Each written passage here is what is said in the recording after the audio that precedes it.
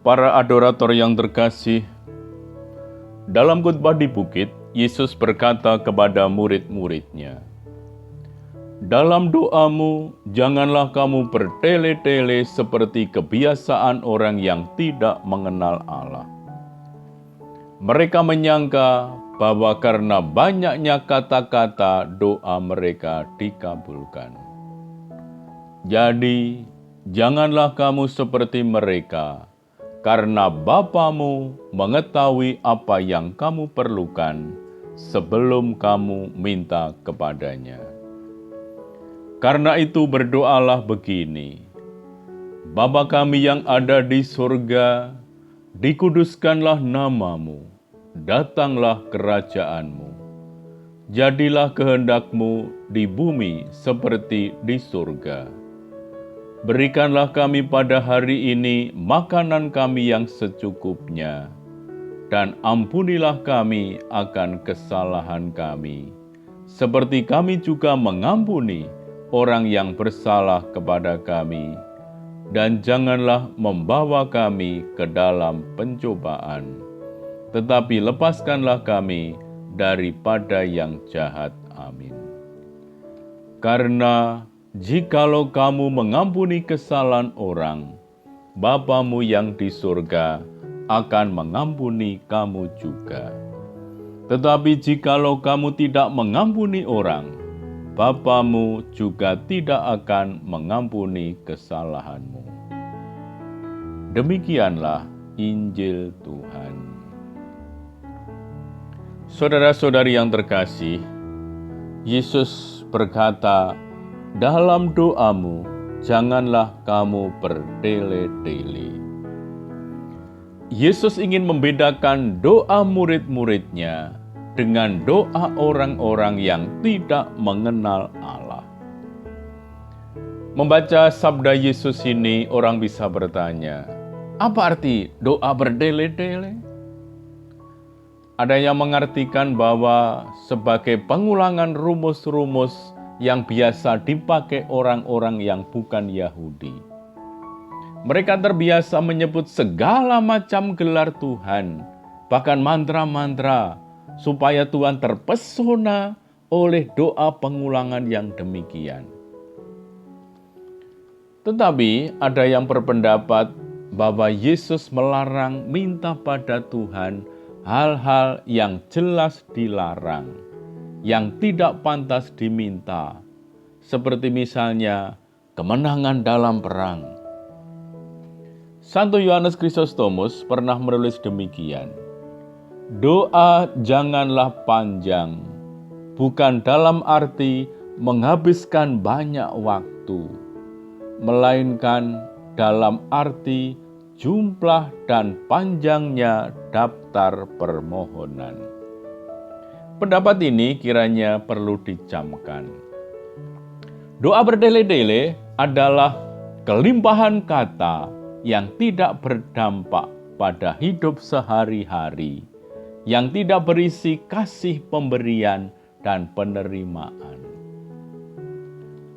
Orang yang berdoa benar pasti mencari dan mengutamakan Allah, terutama dalam doanya. Apa yang dicari orang yang berdoa bertele-tele? Kepuasan batinkah? Anugerah berupa karisma khusus yang akan turun pada mereka secepat kilat? Mencari diri sendiri tidak pernah sama dengan mencari Allah yang sesungguhnya. Doa bertele-tele bisa menghantar ke dalam kepuasan diri, pencerahan palsu, tanpa memperkaya kasih.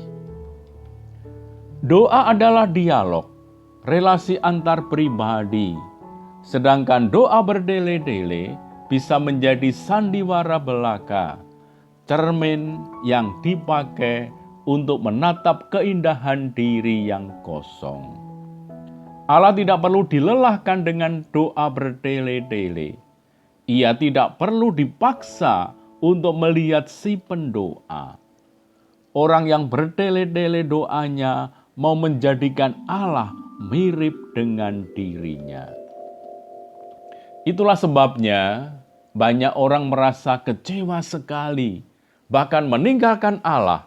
Sebab kata mereka, "Mengapa Allah tidak mengabulkan doaku?" Padahal mereka sudah berdoa begitu bagus dan lama. Yesus mengajar para murid-Nya untuk berdoa. Doa ini sederhana, namun sering diremehkan orang. Doa ini sangat mendalam. Doa ini hanya bermakna kalau diucapkan sebagai ungkapan identitas kemuridan. Seorang yang beriman pada Yesus. Hanya orang yang sungguh mengenal dan mencintai Yesus yang bisa memahami siapa Bapa. Dengan berdoa seperti yang diajarkan Yesus, para murid sesungguhnya meletakkan diri pada Yesus dan Bapa, karena Bapa ada di dalam Yesus dan Yesus ada di dalam Bapa. Bagi Yesus, doa kepada Bapa adalah nafas keberadaannya di dunia. Meskipun Dia datang untuk tinggal di antara kita, Yesus tidak pernah menjauhkan diri dari rumah Bapa, yakni persekutuan dengan Bapanya dalam doa. Di lain pihak, hubungan erat sebagai anak ini menjadi kedekatan yang menyelamatkan dan penuh belas kasih terhadap saudara-saudarinya hingga kurban tertinggi di salib. Melalui doa ini, Yesus menghantar kita ke hadapan Bapa dan Roh-Nya, menjadikan kita anak-anak Bapa. Jadi, kita dapat mengucapkan doa Bapa kami dengan kepercayaan yang sederhana, seperti seorang anak yang percaya kepada Bapanya dengan keyakinan yang gembira, keberanian yang rendah hati, dan kepastian akan dicintai dan didengarkan. Doa Bapa kami terdiri dari 7 permohonan kepada Bapa. 3 yang pertama lebih teologal, membawa kita kepada Allah untuk kemuliaannya. Inilah ciri khas cinta, yakni memikirkan pertama-tama mereka yang dicintai.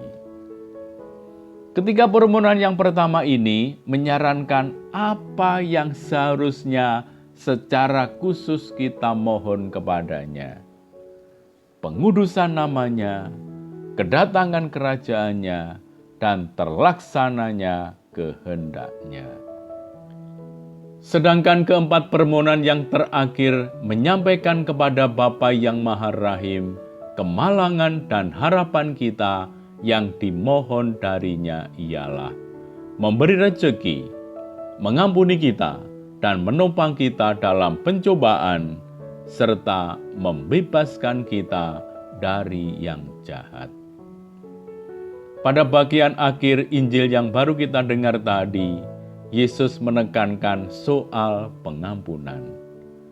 Bagaimana pengampunan itu mungkin? Belas kasih masuk ke dalam hati kita hanya jika kita sendiri tahu dan mau mengampuni, hingga mengampuni musuh-musuh kita. Walaupun tampaknya tidak mungkin bagi manusia untuk memenuhi tuntutan ini, hati yang dipersembahkan kepada Roh Kudus dapat seperti Kristus mencintai bahkan sampai ke batas cinta, mengubah luka menjadi belas kasih dan penghinaan menjadi doa syafaat. Pengampunan berpartisipasi dalam belas kasih ilahi dan mencapai puncak doa Kristiani. Marilah berdoa. Bapa di surga, kami belum tahu berdoa, meskipun putra-Mu sudah mengajarkannya kepada kami. Bantulah kami mendoakan dengan penuh iman kata-kata yang telah kami hafalkan. Namun demikian, kadang-kadang kami tidak mampu mengucapkan kata-kata lain, selain berseru Bapa kami. Dengan pengantaraan Kristus Tuhan kami. Amin.